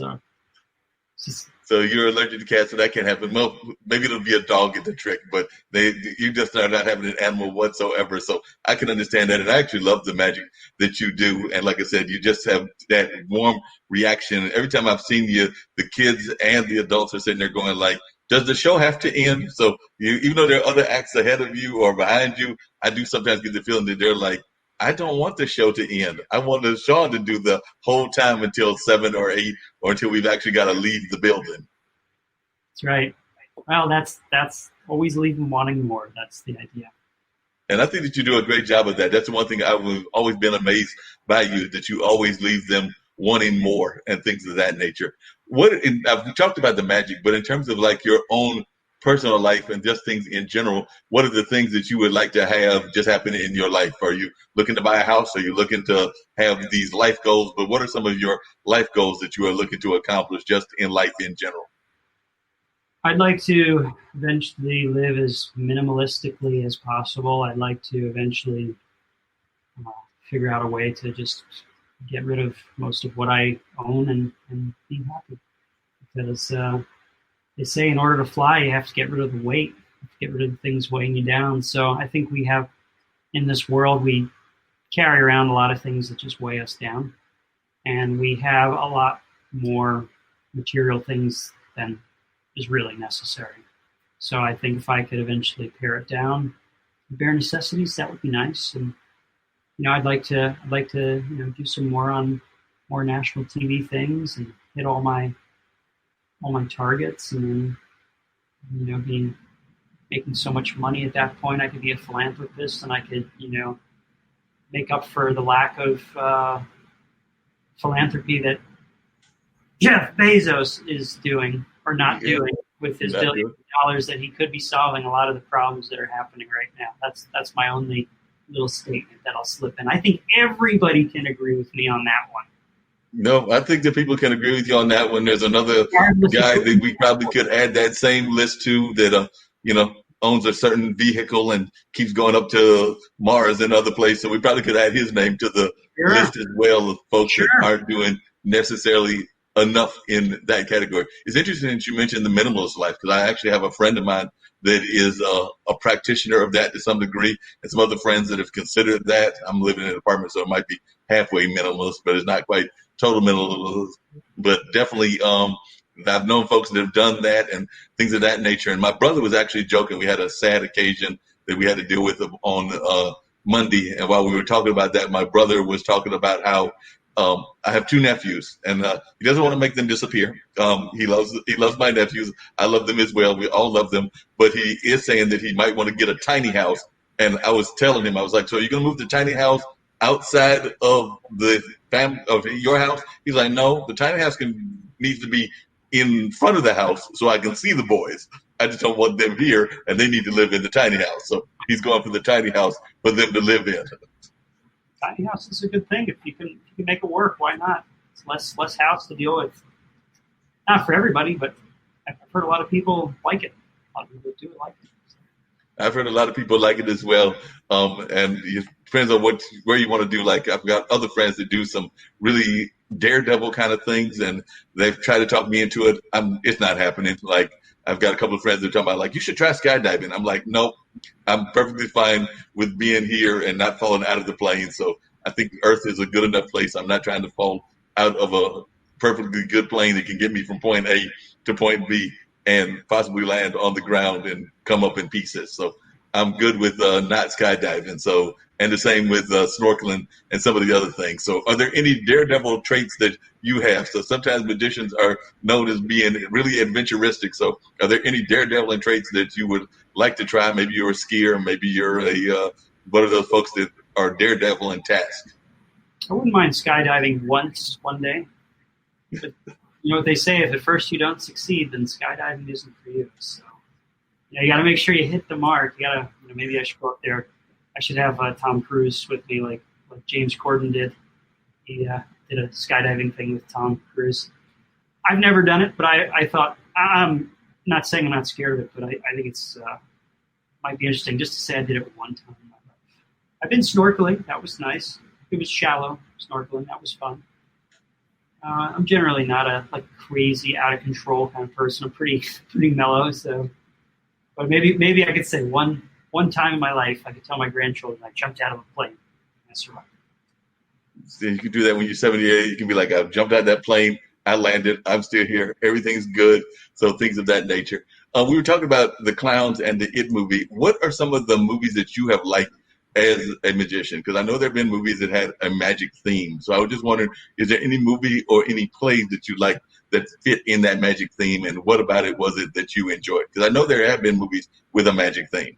I got a great example. It's not a magic theme, but it's magical. And yeah, Catch Me If You Can with Leo DiCaprio, who played the part of Frank Abagnale, who's the con artist who conned his way into being a Pan Am pilot, conned his way into being a doctor, conned his way into doing a lot of things. And he used some techniques used by magicians, but he was, of course, using them to manipulate people to lie, steal, and cheat, which is not things that I do. I use all of those techniques to entertain people for fun. But I thought the movie was fascinating, and it turns out I ended up meeting the guy because the real Frank Abagnale actually did a lecture in Chapel Hill a couple years ago for AARP. And I was like, I got to meet this guy. So I showed up and I met him and I did some magic for him. And that was surreal. That was incredible. Catch Me If You Can. It's just a great movie, too. It's a fun movie. Wow, sounds like it. And it sounds like an amazing movie. I definitely have to catch that. Now, the other thing that I know magicians are not fans of the fact that it's sometimes compared to them. But the only other thing that I know about magic that sometimes people try to compare it to is the old Westerns. And you actually mentioned the charlatans and not the charlatans, but some of the ways that it is tied into philosophy and things of that nature. And in that same history, in the early history, there was like the medicine man, and I think he might have involved some magical kind of tricks and things of that nature. So can you talk to our listeners about how that came about and how you as magicians try to show that that is not what true magic is? Because I do know that they did try to incorporate some of that in their stuff, both them as well as some of our, I would even argue some of our televangelists try to use some magic tricks, but definitely the early medicine man did. Yeah. So I didn't quite understand the question. What about? I was just talking about the magic and the history of magic with some of the early history, like with the medicine man and some of the early televangelists. I'm still here. I'm just doing some maintenance since my camera needs to actually get another battery. Hold on one second. There we go. So what about, I think that, there we go. Magic can be used for good and bad, and some people do use, I know, look up Peter Popoff. Okay. Look him up. It's hilarious. It's hilarious. It's a televangelist. I'm not saying anything about any particular religion. I'm just saying that some televangelists, it's just so silly. It's beyond belief. He was exposed for famously using radio equipment in earpieces. His wife would collect all the prayer cards, and he, of course, never saw them. And his wife actually was telling him information via radio frequency about, oh, you want to pick so-and-so in the front row. She's got kidney failure and this and that, and so talk about that. Oh, it's just so hilarious. There's a guy that went into a church service and exposed him by using a radio receiver and picked up the signal, and he could hear his wife giving him all the info. It's just sad. And he was making a lot of money off those poor people. That's the sad thing. Yeah, that is very sad, and that's just insane that they would do things like that. But I definitely can see that some people don't want to use magic for what it should be used for, which is, like you said earlier, trying to uplift people and give them good vibes and things of that nature. Because that's what magic should be all about, is creating those positive, good vibes. Mm-hmm. Magic transforms the way people think, the way people feel, instantly. Yep, definitely.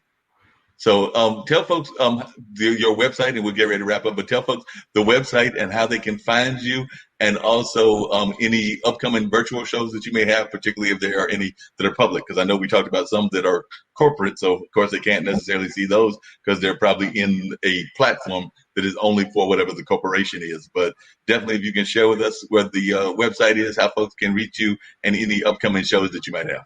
Sure. So I just dropped in the chat my website, which is SeanJMagic.com. And if you just type in my name the way it's spelled down here, right, Sean J, and then the word magic.com, you'll find me. And you can learn about the different things that I do, the different types of performances that I offer, and how I can help make your next virtual event a magical success.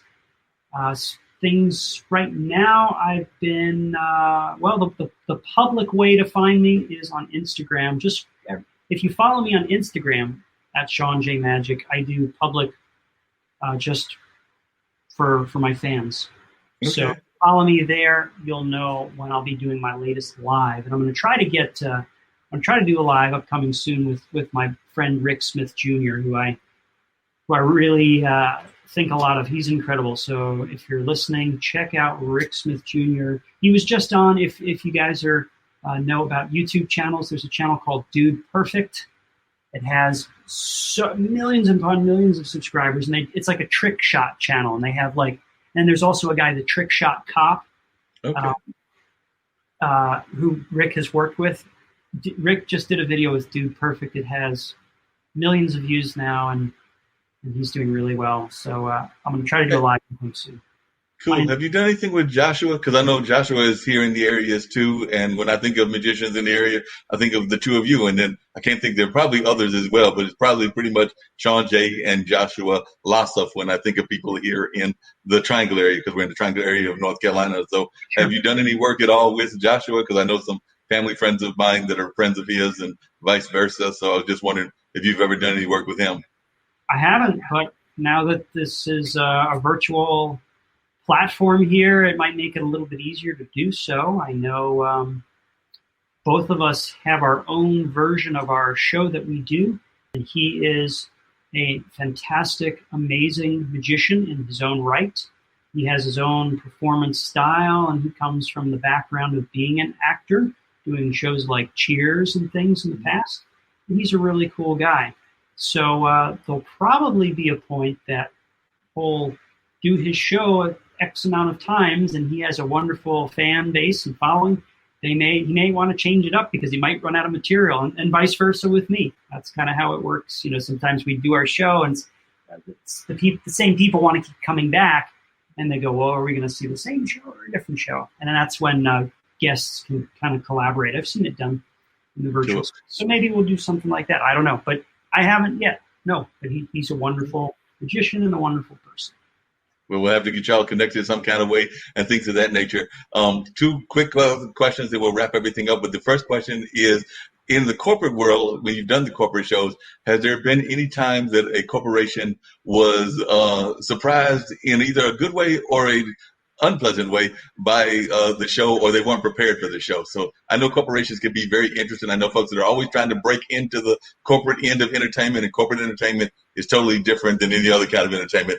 I actually made the mistake one time of trying to book somebody for a corporate event, and this was years ago, decades ago. I made the mistake of not doing enough homework. Whatever you do, and I know you'll agree with this too, do your homework. So they wanted to do a fundraiser. It was my friend Maurice Spencer. He was doing like some bone marrow kind of stuff or something of that nature, and they were doing a family event, and it was like a fundraiser event. And they asked me to help find the entertainment. So I found this some entertainment. And like I said, I would not do it at this age because I'm smarter, but I gave them like the Rags to Riches theater group, which is a children's theater group. So wasn't necessarily the crowd for an adult crowd, because, they was looking for something a little bit more adult oriented, not necessarily folks dressed in, outfits that are more kid oriented and things of that nature. So like I said, that was probably some 25, 30 years ago, but I do remember making that bad mistake of not doing enough research. So I was wondering if you've ever had any corporate shows that turned out as bad as that, or that turned out not to be what they were expecting when you came in and did your magic. Thankfully, I haven't had like horror stories. I've only had times where maybe it has been awkward because the group I was performing for was so uptight in general. I've had that a couple times, and it's interesting because like they won't be like freaking out and jumping up and down and running out of the room, but they're really quiet. And then after the fact, I think that, oh man, I didn't do my job. I didn't do a great show. But then afterwards, the client will call me and say, man, I just wanted to thank you for a real job well done. And I was like, really? I could barely tell. Nobody seemed to care. That's what I was thinking in my mind. But yeah, I had that recently, actually. I was doing some magic, and everybody was just like, but then the client was happy, and I said, did everybody else like it? And they said, oh yeah, they were talking a lot after you left. I said, okay, I guess they're just not good at expressing that in the moment because I had no idea. So that you will get on occasion with that kind of group. And usually I like it when there's alcohol present, because the more they drink, the more they'll turn back into normal people. Whereas, like if you have a normal person that drinks a lot, sometimes they'll just get out of control. But the people who are real uptight, once they get to that happy hour, they start kind of okay, and they start acting like what I'm used to. So yeah, I've actually said two more questions, but I go slip in one more, and then I'll get your wrap up thoughts and everything. But have you done a cruise show? Because I do know some folks that have definitely gone on cruises, love cruises, and I know that sometimes whether it's the dueling piano or whether it's the stage shows, that a lot of times the cruises depend on entertainment. And I actually think the only cruise I've been on, there was a magician. He was actually a pretty good magician, and I don't remember his name, but he was on that cruise ship. So have you done any cruise shows, and what was that experience like for you? Thanks for brightening my day, Mark. You always bring out the best in people, so this is funny. This is my story that I've told many, many times. funny and sad at the same time. So for years and years and years, that's been one of my goals. And as of December of last year, it became a reality in the sense that I caught the eye of a cruise agent and was picked up, and we were really excited about working with each other. And he said, give it a couple months to get the momentum going, and we'll start things. And I said, okay, so I'm doing my own thing. I get a call, March 4th, I believe. It's like, yes. And he's like, yeah, we want you. I think it's going to be Princess Cruise Lines. Wow. So, we got to have you sign the contract and this and that and the other. And then the following week, which is mid-March, the magic month of mid-March, and I see all this stuff about Princess Cruises all over the news. They had the highest rate of contamination for the coronavirus at that time, although all of the lines are doing everything they can. And I've heard now they're almost among the cleanest places to be because they're just like, never want that to happen again. So that was going to be my intro into the cruise ship world. And I actually canceled because I didn't feel comfortable. Mm-hmm. And that initially didn't go over well. That's the truth. But the next day, after I made the decision to cancel, I said, I never cancel. But this is just, if it's a life or death situation here, I just don't feel comfortable. I don't think this is right. The CEO of Princess Cruise Lines put it out all over social media. We're sorry, but we're stopping all operations. So I sent that, and I was like, you think I'm right? I think so. So then everybody was like, yeah, we're sorry we got upset, but we think that is the right decision. I said I would have had the coronavirus not been an issue, I would have been 200% yes. I was ready to roll. I was so happy. But I'm hoping to go back on another cruise. Like I said, that was my first time going on a cruise. Thoroughly enjoyed it. I'm not going to lie. There was a certain part of cruising that I was not prepared for. One is that I love meeting people, and that's part of the reason I love doing this show and having a chance to talk to folks like you and others. But I don't necessarily always want to go to the tourist stops, and that's what you have on cruise ships. So I would probably be the one that would get lost. I didn't do it on my one cruise, but I would be trying to find the authentic part of whatever the country was that I'm visiting. And the other thing that took me a while to get adjusted to is, and I think all performers have to do it, and I get it. Like I said, my dad is an artist. I've got friends that are artists, comedians, magicians, all kinds of folks in the art world. So I get it. But art salesmen on cruise ships can be some of the most aggressive salespeople that you ever wanted to see, them and the photographers, because they're always right there in your face going like, look, you need to take a picture with us. You need to do this. You need to buy that. You need to buy whoever the latest popular artist is and things of that nature. So that did take a while to get used to their aggressive nature. And the food people were also maybe a little aggressive too, but it was great food, so I could handle that. But definitely some of the other elements, it took a minute to get used to. Yeah. But it was a fascinating trip. And like I said, I hope we go on some more. That was my one and only cruise so far, but I haven't done enough world travel either. Like I said, I went to Turkey when I was a baby, and I haven't been, well, I guess technically the cruise was out of the country because we did go to Grand Turks, which is partially owned by the United States and partially owned by another country, and I don't remember which one it is. I think it might be Britain. So that would be technically a foreign area. But other than that, we were in Puerto Rico, which is an American territory, and we were in the U.S. Virgin Islands. So, and I think the fourth trip that we were going to that we didn't make it to was, all these cruises also own their own little islands, which I think is so cool that they have their own little islands. But the weather acted up, so we didn't get a chance to make it to that part, me and the friend that I went with. But definitely it's on my wish list to try to get some cruising in again and to get to those kind of trips and definitely do some more international travel. And who knows, maybe I'll see you performing there in one of those cruises, or maybe, I've got some dreams of my own. I would love to do some event planning for big events, like, do something at the Super Bowl, do something at the NBA. So maybe I'll do that and bring you in for that. So I've got some big dreams. So I'll definitely try to plug you into whatever we do. But as we wrap up everything, what are some of your thoughts of positive nature that you would like to give? And I loved having you on here. You were such a great guest along with Camille, but just share some words of wisdom that you would like to share with our guests, with our listeners, just in general. And it can be just about the world. It doesn't have to be anything specific to you, but just words of wisdom that you would like to share to our listeners. And like I said, they are global. We've got listeners from all over. I know that Angit is in India, and we like to joke that he's got billions of followers just among the folks that come because of him, because he's from India, and they got billions of folks over there. Yeah. Words of wisdom, huh? From me, who am I? Who am I to give any words of wisdom? I'm no expert, but I'll just tell you, just based on my 29 short years on the earth, I would say that I'm going to echo one of my favorite people, Bruce Lee. A lot of people have problems because of an emotional response to everything. So a lot of people can simplify their lives by just minimizing the emotional response that they have. And controlling your emotions is it's power. It gives you a lot of power, because once you lose control of your emotions, then you lose control altogether. And that little part in your brain, the amygdala, kicks in, and then you just start acting irrational. Then you black out, you forget things, you forget where you put your keys, you forget what you were doing.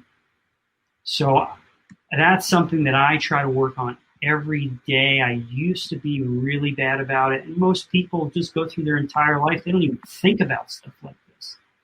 But I think it's important, especially now when we have so many things that are happening that are out of our control. That's what this is teaching me, and anybody who wants to be smart about this should look at this pandemic as an experience, as a way to test our abilities to control our response to things out of our control.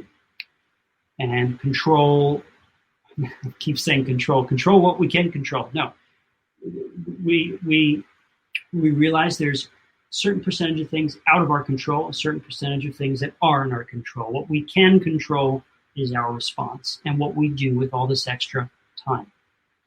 And that's why I wrote a piece around time and time travel. And that I didn't even do it here, but I have another piece where I talk about that. What are we doing? I mean, a lot of people have been given the gift, the blessing of all this extra time. What are you doing? Are you just sitting watching Netflix, or are you actually making those connections with family?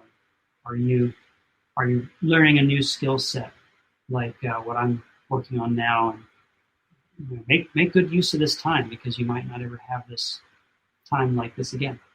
That's my advice. That's some very powerful advice, and it's actually interesting that you said that, because a friend of mine that does a similar type of show is Sri Navasan, and he does a COVID talk on a daily basis. He also does the read along with the New York Times, and he's been doing that ever since the lockdown started in New York. He's a New York-based digital media person and PR person, but that's what he's talked about on his show, is making that time, like you're saying, to make that time to learn a new skill.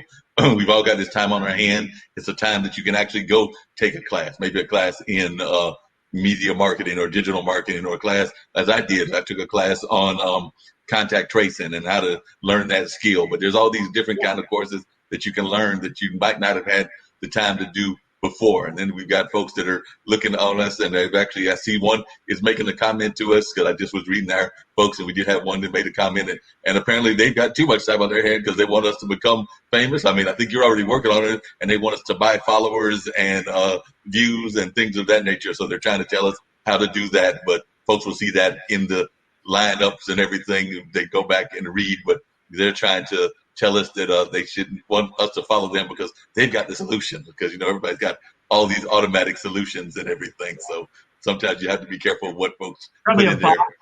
It's probably a bot dating your chat. There's a lot of that, more so now. Yep. But hey, would not surprise me. I know my friend Mona has had trolls popping into her conversations, and she is a comedian. She does get a little political in her stuff, but Mona Sheikh does some stuff around, mostly around comedy and around her society that she's from, which is like Pakistan, India, and stuff like that. But I know a couple of times the trolls have come in and had whole conversations. Sri has had the trolls pop in. So definitely we do know that the trolls are having way too much fun too. So we got to find the magician to make the trolls disappear. It's just pixels on a screen. Doesn't matter to me. Exactly. Well, I do want to thank you for being on the show, and I hope that you can come back in the near future and come back and treat us to some more magic. You are a great guest, and like I said, I'm going to miss you being at Centerfest. I do know they're doing a virtual version of it. I've been in touch with Kirk, and I do know they're going to have different elements. I don't know where the whole the elements that have been in the past, which is kind of like the specialty acts, meaning like the magician, which you do, as well as the I think there was a Stillwalker and there was a couple of others that had followed around at Centerfest in years past in other Centerfest. So I have not heard from the powers that be where they're doing with the quote unquote specialty acts, but I know they're definitely lining up the musicians and the dancers. So hopefully they will not leave out the specialty acts, because I think that y'all are a tremendous part of any show, whether it's your magic at Centerfest or whether it's my friends at Paper Hand that do some great puppetry doing the Eno, and they did incorporate them at the virtual Eno. So I'm hoping that the powers that be, and I will put my vote in, that they incorporate you in Centerfest, and definitely I will try to see what other places we can find some gigs for Sean J that around the world. Who knows? Ankit might decide to book you over there in India whenever this thing stops, and we can get you over there to India, or Ben, who's one of the guys that pops in, who's in England, or Willie Hill, who's in Australia. Maybe they can find ways to bring you into their respective areas. So hopefully we can find some folks. I could be right there at any time now with this virtual platform. I could magically appear in the middle of their meeting and spice things up, kick off the meeting, great bookend to the meeting. It's a great thing, especially for like virtual networking events. I mean, especially like if you have a company and you're trying to open up conversations, you have a bunch of people that don't know each other, and they're wondering, what am I going to say? Well, this is the perfect thing. I can tell you that, because everybody, again, shares the same experience. And then when I disappear, the first thing that people say is, wow, how did you do that? And then, oh, so what do you do? So, I can appear anywhere in the world now, thanks to the magic of technology. And it's a wonderful magic. Thanks once again for being on the show.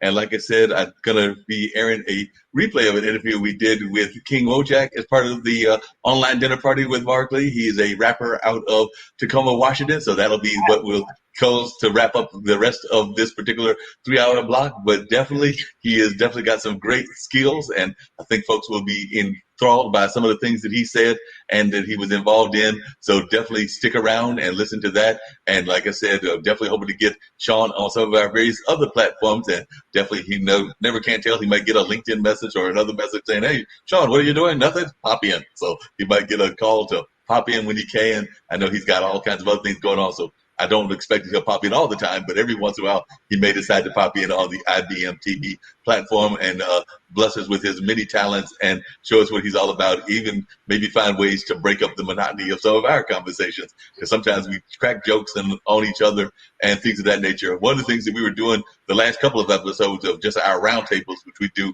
during the course of our regular shows in the afternoon, is we were looking at castles and pretending that we were going there, because we were saying that it's a pandemic and we were trying to figure out where we could book in order to have our IBM meeting. And we were looking at all kinds of castles and other fancy places. And ironically, Sean, some of those places had some tremendous deals. I think there was like a castle that was going in one of the foreign countries for like $58. So, nothing like our prices, but there were some tremendous prices that were great. They need tourists.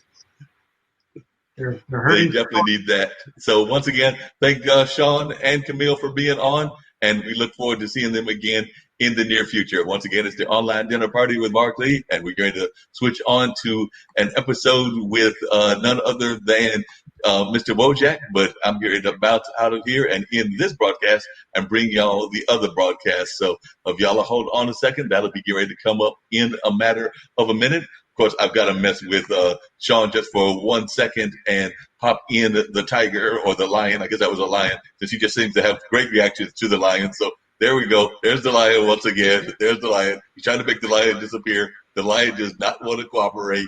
Oh, there he goes. He's trying to make the lion disappear. Oh, now he's trying to do the whole Olay thing that they do in the Matador. Or maybe he likes this lion better. I think this lion does better for Sean. Oh, there's the other lion. Yep, Sean is having way too much help.